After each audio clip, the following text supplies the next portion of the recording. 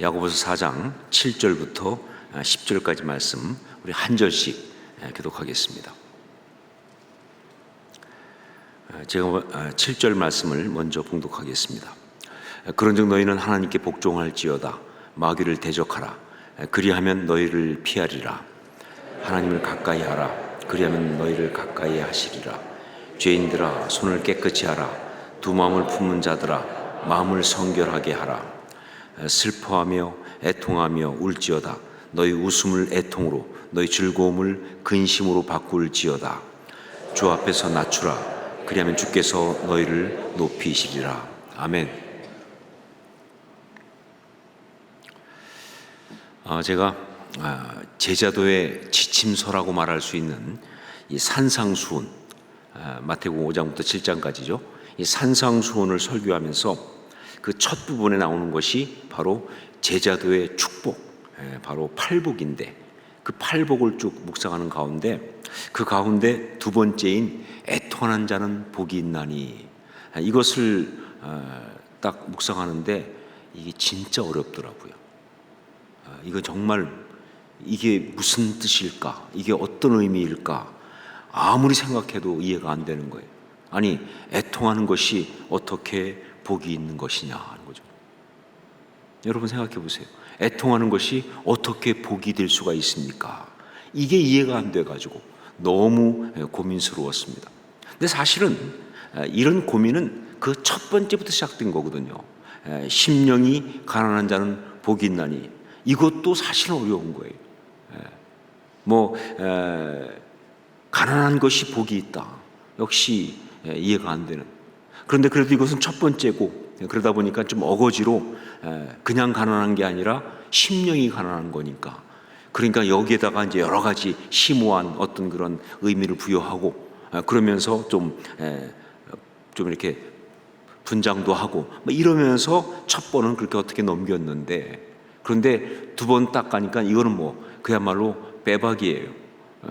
어떻게 빼도 박도 못하게 그냥 그대로 애통하는 자는 복이 있나니, 이러니까 말이죠, 이게 그냥 참 이해가 안 되는 거예요. 어떻게 해석을 해야 할지. 아니, 어떻게 애통하는 것이 복일 수 있느냐. 물론 이 애통하는 것도 좀 만들어 볼 수 있습니다. 또 그런 식으로 이렇게 해석하는 주석도 많아요. 그걸 어떤 여러 가지 심오한 의미로 애통이다 이런 식으로 해가지고 어떻게 해볼 수 있는데, 그런데 아니거든요. 성경의 정확한 의미는 절대로 그렇게 애통이 심오한 게 아니에요. 그냥 아픈 겁니다. 그냥 힘든 거예요. 그냥 고통스러운 거예요. 너무나 어떻게 해볼 수 없이 비참한 거예요. 그게 애통한 거예요. 근데 그걸 어떻게 복이 있다고 말할 수 있느냐? 이게 정말 이해가 안 돼서 고민스러웠다. 그래서 그렇게 말씀 붙들고 끙끙거리고 고민하고 있는데, 그때 섬광처럼 떠오르는 깨달음이 있었습니다. 그것은 복이 무엇인가 라는 것부터 시작된 거예요.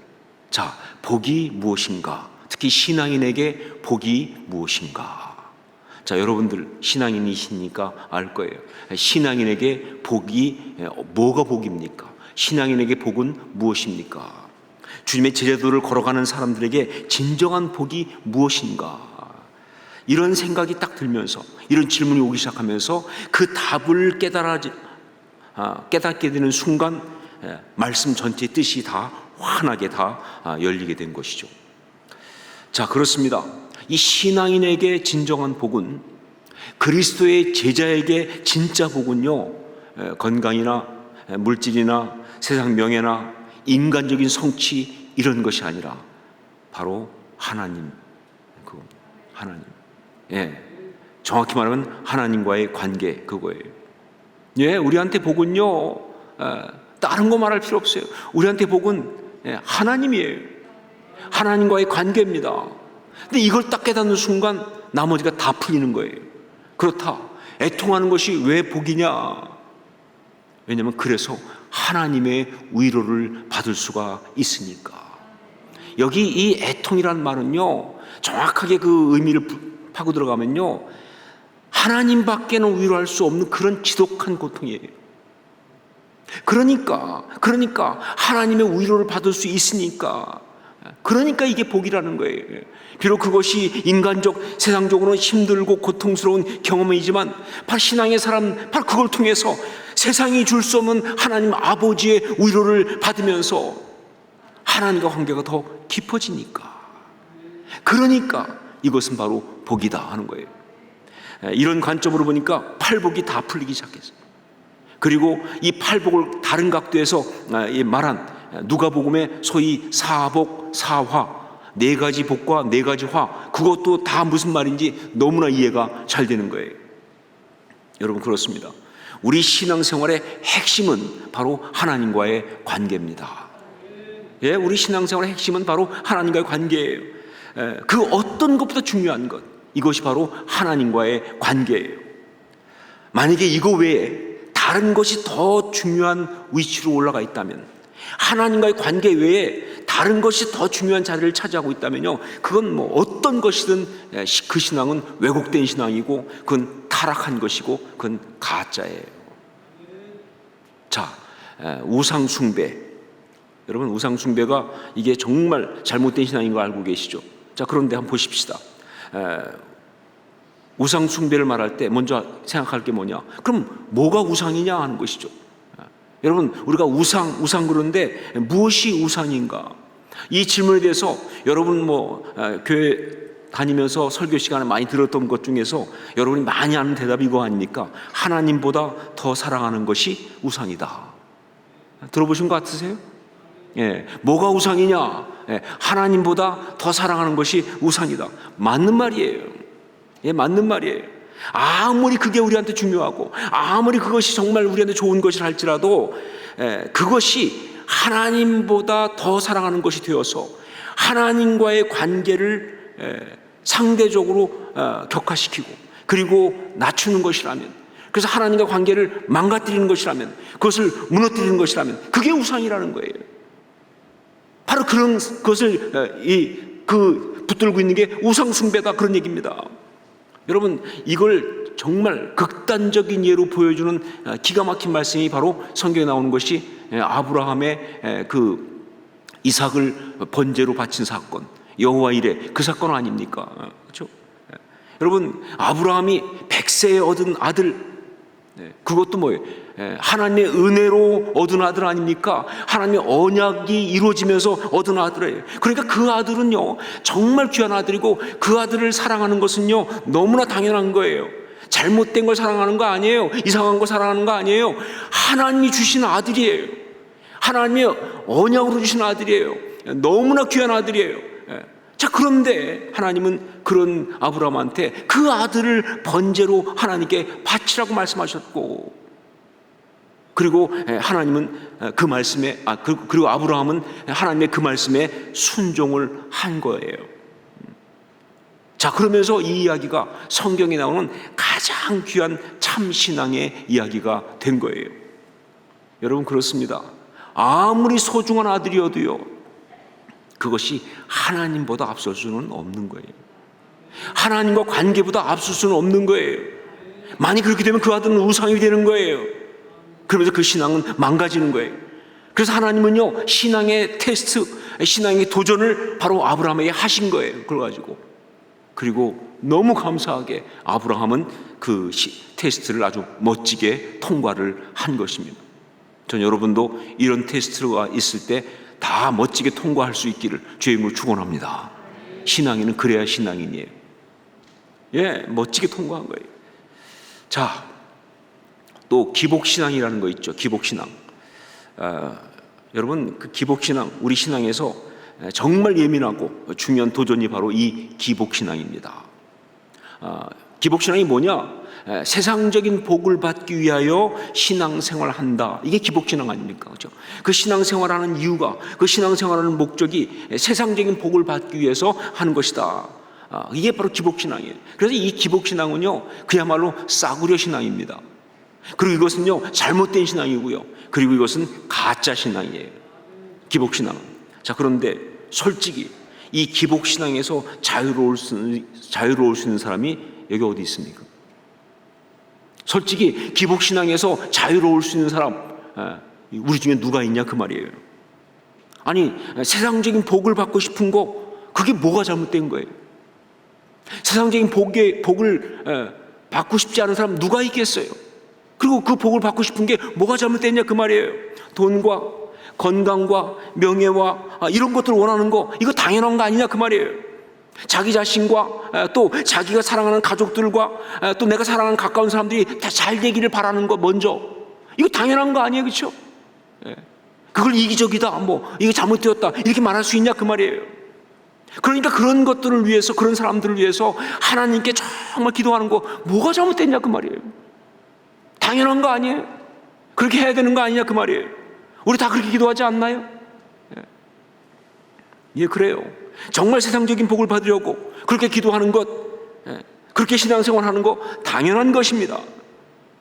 그런데 이게 너무 당연한 건데 이게 굉장히 위험해요. 왜냐하면요, 그렇게 세상적인 것을 얻기 위해서 기도하는 것, 신앙생활하는 것 당연하지만 여기에 굉장히 무서운 어떤 그런 함정이 있어요. 뭐냐?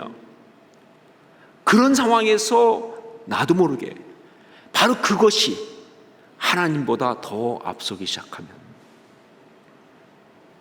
그것이 하나님과의 관계보다 더 중요해지기 시작하면, 그것이 하나님과의 관계보다 더 어떤 그런 많은 부분을 차지하기 시작하면, 그러면 이건 문제가 되는 거예요. 그게 기복신앙이에요. 참신앙의 사람은요, 그 신앙이 참신앙이려고 하면요, 아무리 그것이 나한테 정말 중요하고 그래도 그 모든 것이 하나님보다 앞서서는 안 되는 거예요.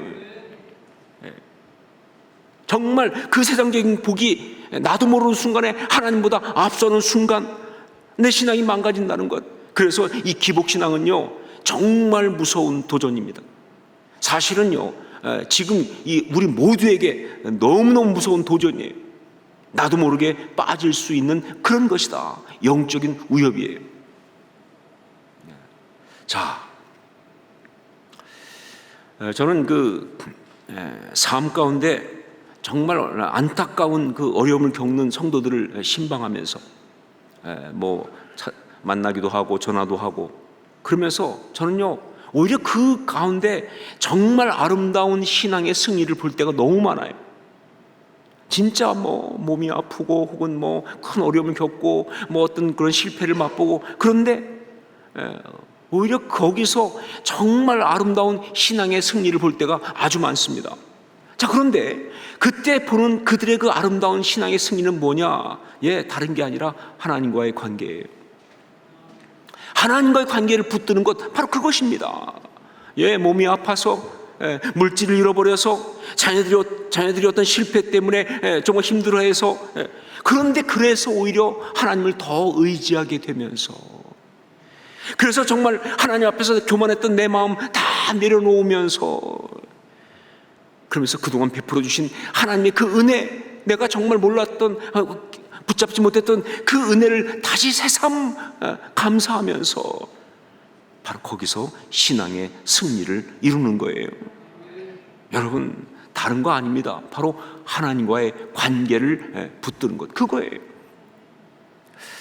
지난 어버이 주일에 있었던 영상 편지 여러분 기억하시죠? 우리 말씀과 함께 올려진 이 글을 이제 영상으로 이제 낭독을 해주셨습니다. 은혜마을의 허수진 집사님께서 직접 낭독하셨어요. 근데 저는 그걸 들으면서 정말 너무 제 마음에 좋았던 것 가운데 하나가 뭐냐, 이 딸의 권유로 이제 신앙을 가지신 거잖아요, 어머니가. 근데 초신자신데, 그런데 그런 어머니가 이제 그 여러 가지 직장에 내에서 또 이런저런 어려움 때문에 힘들어 하실 때, 그때 이 딸이 어머니한테 그래도 이제는 모든 것을 아시는 하나님이 어머니 옆에 계신다 라고 이야기를 했을 때, 그때 그 어머니가 하신 말씀, 그래, 이제 나는 예수님 없이는 못 산다. 이게 며칠 동안 머리에서 떠나질 않는 거예요. 너무 감동이 돼가지고, 그래, 나는 이제 예수님 없이는 못 산다. 이게 막 정말 제 안에 감동이 오면서 정말 며칠 동안 계속 제 마음속에 꽉 울리더라고요. 그래, 나는 이제 예수님 없이는 못 산다. 왜냐하면요, 그것이, 그 고백이 진짜 신앙의 고백이거든요.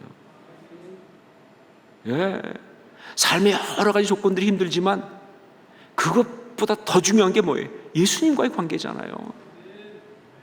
그것으로 그 모든 걸 이기는 그 믿음이, 그게 진짜 신앙 아니냐 그 말이에요. 예, 여러분, 참 신앙은요 바로 하나님과의 관계, 그것입니다. 하나님과의 관계가 온전하고 바른 것, 바로 그것입니다. 예. 그래서 이 참 신앙을 추구하면서 이 야고보, 서신을 쓰고 있는 이 야고보 장로는요, 사랑하는 믿음의 그 동역자들, 형제 자매들에게 바로 그 하나님과의 관계를 바르게 할 수 있는, 참 신앙을 추구하는 거니까 그 하나님과의 관계를 바르게 할 수 있는 영적인 지침을 주고 있는 거예요. 즉 그것이 바로 참된 신앙을 위하여 주는 영성 지침이다 라고 이 말할 수가 있어요. 참된 신앙을 위한 영성 지침이다. 제가 여기서 영성 지침이라고 말하는 이유는요, 예, 영성이 바로 뭐냐, 영성이 다른 말로 말하면 하나님과의 관계거든요. 그러니까 참된 신앙을 위한 영성 지침이다 라고 말할 수가 있는 거예요. 그게 오늘 말씀이죠. 자, 그런데 오늘 이 본문을 보면요, 오늘 본문은 무려 10개의 명령어를 말하고 있습니다. 그러니까 10개의 명령형 동사가 나와요. 불과 4절에 불과한 짧은 절인데, 그런 짧은 곳인데 거기에 명령어가 10개나 들어가 있으니까 정말 요즘 많이 나오는 표현 그대로 폭풍처럼 명령하고 있다. 요즘 폭풍이란 말이 유행하냐, 그렇죠? 먹어도 폭풍 흡입, 그러면 그렇죠? 오열도 폭풍 오열, 막 이건 폭풍 명령이야. 그러니까 폭풍처럼 명령하고 있어요. 그래도 과언이 아닐 만큼 진짜 막 명령을 쏟아붓고 있습니다. 우리 먼저 7절부터 10절까지 말씀을 한번 같이 읽어보도록 하겠습니다. 오늘 본문 전체인데 7절로 10절까지 말씀을 함께 우리 한 목소리로 같이 한번 읽겠습니다. 그런즉 너희는 하나님께 복종할지어다. 마귀를 대적하라. 그리하면 너희를 피하리라. 하나님을 가까이 하라. 그러하면 너희를 가까이 하시리라. 죄인들아, 손을 깨끗이 하라. 두 마음을 품은 자들아, 마음을 성결하게 하라. 슬퍼하며 애통하며 울지어다. 너희 웃음을 애통으로, 너희 즐거움을 근심으로 바꿀지어다. 주 앞에서 낮추라. 그리하면 주께서 너희를 높이시리라. 자, 여러분 읽으면서 어떤 게 명령인지 생각을 했는지 모르겠지만 여기 명령어가 꽉 차 있어요. 물론 어떤 사람들은요, 명령에 상처 있는 사람이 있어요. 명령만 들으면 괜히 기분이 나빠지는 사람이 있어요. 그런 사람은 아마 이 말씀 보는 것도 힘들었을 거예요. 뭐 해라 그러니까. 하여간 저도 어릴 때부터 하라 그러면 하고 싶지 않은 사람이니까. 그래서 좀 기분이 안 좋을 수 있지만 아니요, 이건 정말 중요한 겁니다.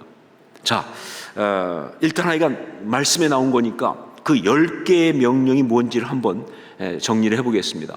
여러분 말씀을 보면서 한번 10개를 한번 찾아보시는 것이 좋을 것 같아요. 첫 번째가 뭐예요? 하나님께 복종할지어다. 이게 첫 번째 명령이에요. 하나님께 복종할지어다. 자, 두 번째 뭐예요? 마귀를 대적하라. 잘하고 계세요, 생각보다. 두 번째가 마귀를 대적하랍니다. 세 번째가 뭐예요? 하나님을 가까이 하라. 하나님을 가까이 하랍니다. 네 번째가 뭐예요? 손을 깨끗이 하라. 손을 깨끗이 하라. 다섯 번째가 뭡니까? 마음을 성결하게 하라.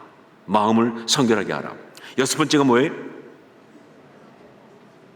우리는 그냥 우리말은 연결했지만 사실은 동사, 명령 동사로 늘어났기 때문에 바로 여섯 번째가 슬퍼하라 합니다. 슬퍼하라. 슬퍼하며 이렇게 하지 마시고 슬퍼하라. 명령이니까, 그렇죠? 그다음에 일곱 번째가 뭐예요? 애통하라 합니다. 애통하라. 그다음에 여덟 번째가 뭐예요? 울지어다. 그렇죠? 울지어다. 그래서 이건 세 가지예요. 슬퍼하라, 애통하라, 울지어다. 그리고 아홉 번째가 뭐예요? 쭉쭉 나오다가 뒤에 뭐예요? 바꿀지어다. 그렇죠? 바꿀지어다. 너의 웃음을 애통으로, 너의 즐거움을 근심으로 바꿀지어다. 그리고 마지막 열 번째가 뭐예요?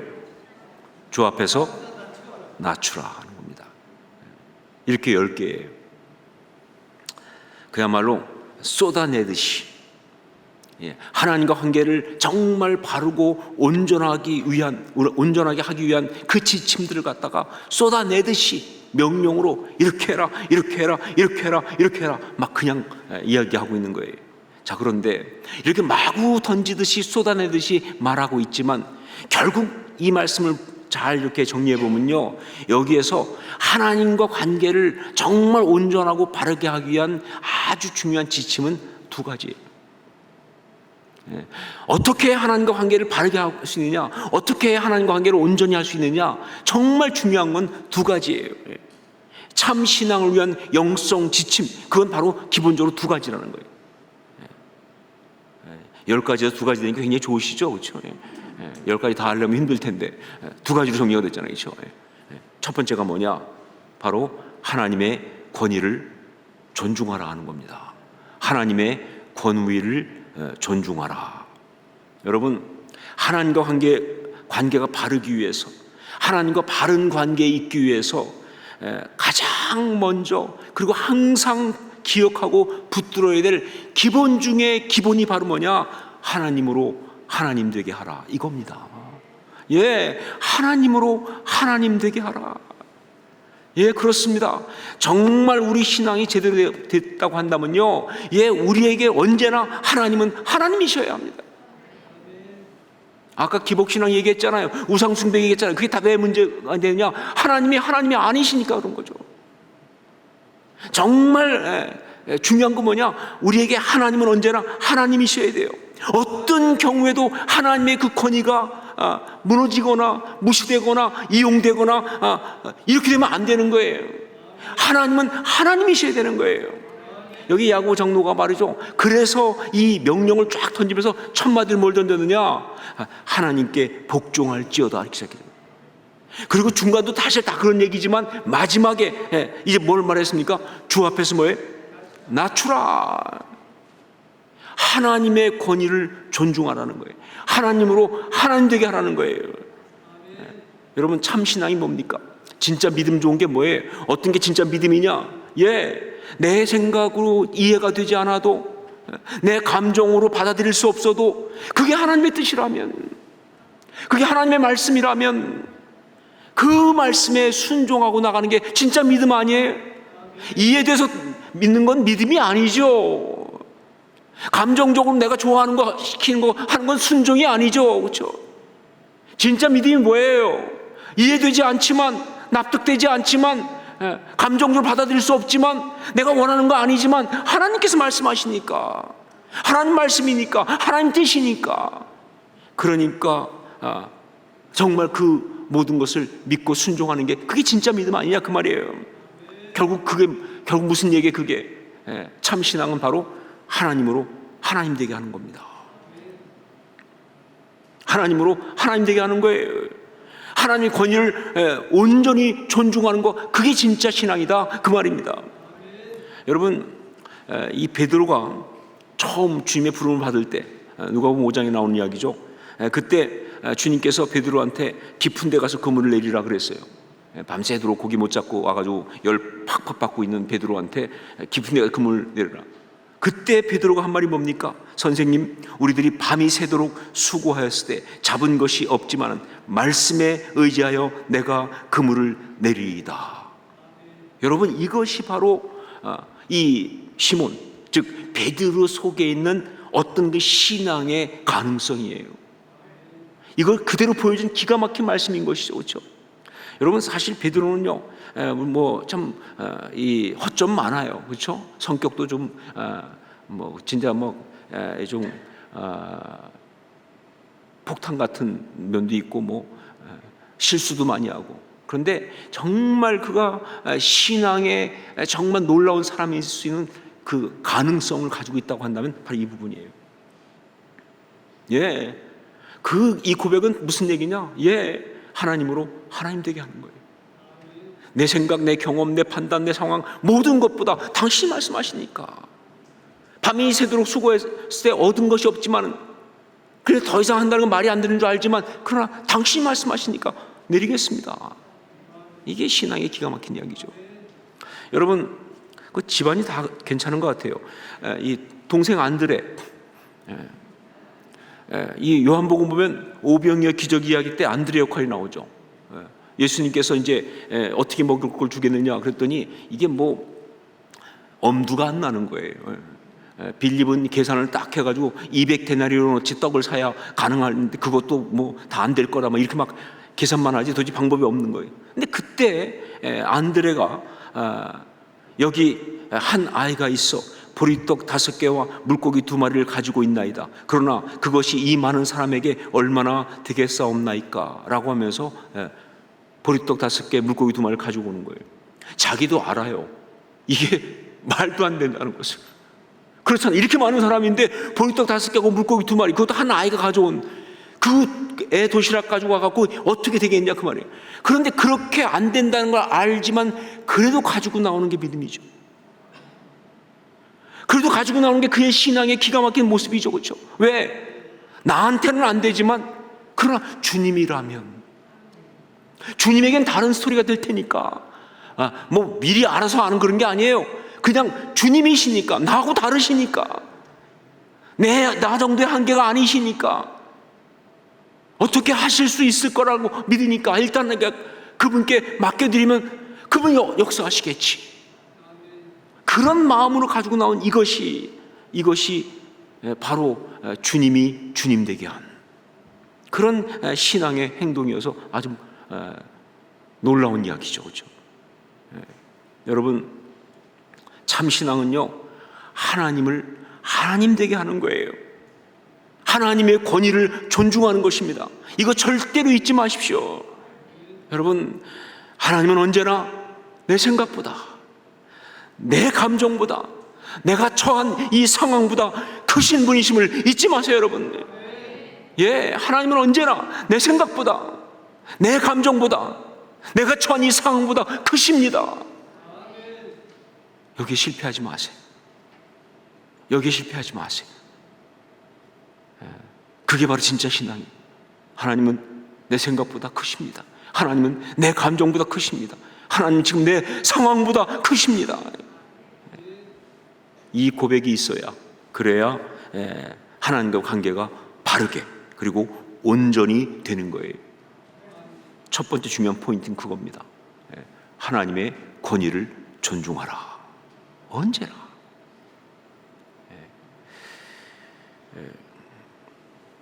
두 번째, 또 한 가지는 바로 뭐냐? 하나님과 가까워야 한다 하는 것입니다.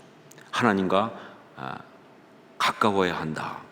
여러분, 하나님과의 관계에서 또 하나 정말 중요한 건 뭐냐면요, 하나님과 가까워야 한다는 겁니다. 아무리 하나님의 권위를 존중한다 그러고 하나님은 높으신 분이라고 그래도 하나님과 가깝지 않으면, 즉 친밀함이 없으면요, 이건 하나님과 바른 관계에 있는 것이 아닌 거예요. 여러분, 하나님은요 두렵고 어미하신 분이시지만 동시에 정말 인자하시고 긍휼이 많으신 그런 분이에요. 성경이 이걸 정말 강조하고 있습니다. 여러분, 그러니까 하나님을 부정하는 것만큼 나쁜 게 뭐냐? 하나님을 멀리하는 거예요. 하나님을 무서워하면서 멀리하는 거예요. 아니요, 하나님은 그런 분이 아니에요. 성경은요, 우리 하나님은 정말 인자하시고 긍휼이 많으신 분이신 것을 아주 강조하고 있어요. 출애굽기 34장 6절로 7절 하나님이 친히 말씀하신 겁니다. 여호와께서 그의 앞으로 지나시며 선포하시되 여호와루라 여호와루라, 자비롭고 은혜롭고 노하기를 더디하고 인자와 진실이 많은 하나님이라. 인자를 천대까지 베풀며 악과 과실과 죄를 용서하리라. 그러나 벌을 면제하지는 아니하고 아버지의 악행을 자손 3, 4대까지 보응하리라. 여러분, 하나님이 친히 강조하신 당신은 어떤 분이신가? 자비롭고 은혜롭고 노하기를 더디하고 인자와 진실이 많으신 분이라고. 이게 우리 하나님이에요. 그냥 한마디가 아니라 자비롭고 은혜롭고 노하기를 더디하고 인자와 진실이 많으신 분이라고. 비록 벌을 면제하지 않고 아비약을 자손 3, 4대까지 보응하시는 그런 분이시지만, 그러나 그것도 그 앞에 먼저 뭘 말씀하십니까? 인자를 1000대까지 베푸시고. 여러분, 천하고 3, 4대 비교해 보시겠어요? 인자를 천대까지 비우시고 악과 과실과 죄를 용서하신 분이라는 걸 먼저 말하고 나서 그리고 그 얘기가 나오잖아요. 바로 하나님 그런 분이시다. 여러분, 정말 하나님과 바른 관계는요, 하나님과 가까워야 돼요. 하나님과 멀면 안 됩니다. 하나님과 친밀해야 돼요. 예, 하나님은요 그냥 하나님 아니에요. 바로 우리 아버지세요. 그것도 그냥 아버지가 아니에요. 아빠 아버지세요. 여러분, 그게 우리 하나님이세요. 그래야 합니다. 안 그러면 그 관계가 잘못된 거예요. 예, 참 많은 신앙의 사람이 하나님은 참 열심히 믿는다고 하는데 하나님은 무서워해. 하나님이 불편해. 하나님이 거북해요. 그래서 심한 경우는요, 솔직히 그 속마음을 가지고면요, 하나님이 그냥 내 삶에 간섭하지 않으시는 게 가장 많이 날 도와주시는 거예요. 혹시 뭐 또 혼내주실까봐, 혹시 또 뭐라고 할까봐 그냥 하나님이 그냥 나를 그냥 놔두시는 게 저를 가장 많이 도와주는 겁니다. 이런 마음이 사실 속에 있을 수가 있어요. 그러면 안 되죠. 그러면 신앙 아니죠. 그건 바른 잘못된 관계죠, 그렇죠? 여러분, 아니 집에서 자녀가 부모와의 관계가 많이 그렇다고 생각해 보세요. 그거 진짜 문제 있는 거 아니에요? 아니 부모하고 같은 집에 있어요. 부모라고 다 존중해요. 그런데 부모하고 가깝지 않아. 자기 속에 있는 가장 아픈 얘기를 부모가 가장 나중에 알기를 원하는 관계라고 한다면, 아니 힘들면 가장 먼저 부모한테 가서 얘기를 해야 되는 게 맞는 건데 가장 늦게까지 숨기고 싶은 대상이라면 이건 문제가 심각한 거죠, 그렇죠? 그 잘못된 거죠. 예, 하나님과도 그러면 안 되죠. 하나님과 가까워야 돼요. 여러분, 그러니까 어떤 이유에서든지 간에 하나님이 내게서 멀어지는 것은 그건 타락이에요. 그건 죄악이에요. 어떤 사람은 세상이 너무 재미있어서 하나님과 먼 사람이 있어요. 세상이 너무 재미있어서 신앙인임에도 불구하고. 반대로도 어떤 사람은 너무 힘들어서, 그래서 어려워서 하나님과 먼 사람이 있어요. 예, 저는 그런 그 간증 여러 번 들었습니다. 정말 너무 힘들고 어렵고 그런 일을 겪다가 어느 날 하나님 앞에서 십자가를 체험하면서 이 회개하는데 가장 먼저 나온 게 뭐냐면 내 문제 때문에 하나님에게서 멀어진 이걸 회개하기 시작하는 거예요. 그게 죄니까 사실은요. 나 아프다고 그래서, 내 힘들다고 그래서 하나님과 관계가 멀어지면 그거 죄거든요. 너무 힘들어서, 너무 바빠서, 너무 어려워서 그래서 하나님과 멀어진 것도 문제입니다. 어떤 경우는 자기 속에 있는 어떤 그 죄악 때문에 어떤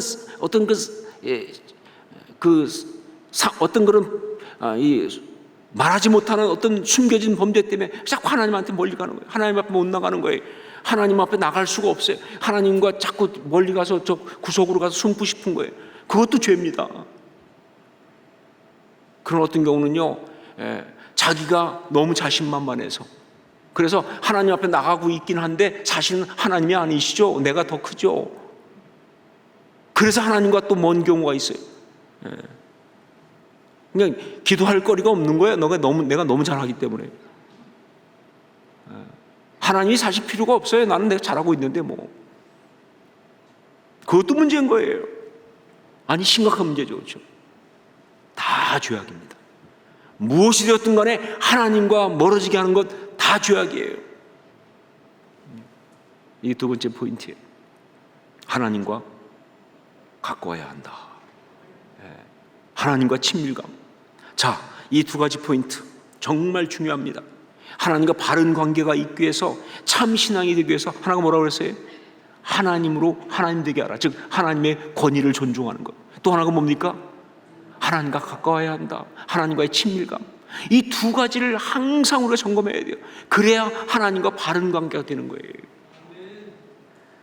자, 그런데 여기서 야고보 장로님은 여기서 끝내질 않고 이렇게 하나님과 바른 관계가 되기 위해서 실천적인 지침을 한 가지 더 이야기하고 있습니다. 즉 이런 하나님과 바른 관계가 되기 위해서, 그래서 정말 하나님의 권위를 정말 존중하고 하나님으로 하나님 되게 하고, 그리고 하나님과 가깝기 위해서 아주 중요한 아주 실천적인 영성 한 가지를 또 이야기를 하고 있어요.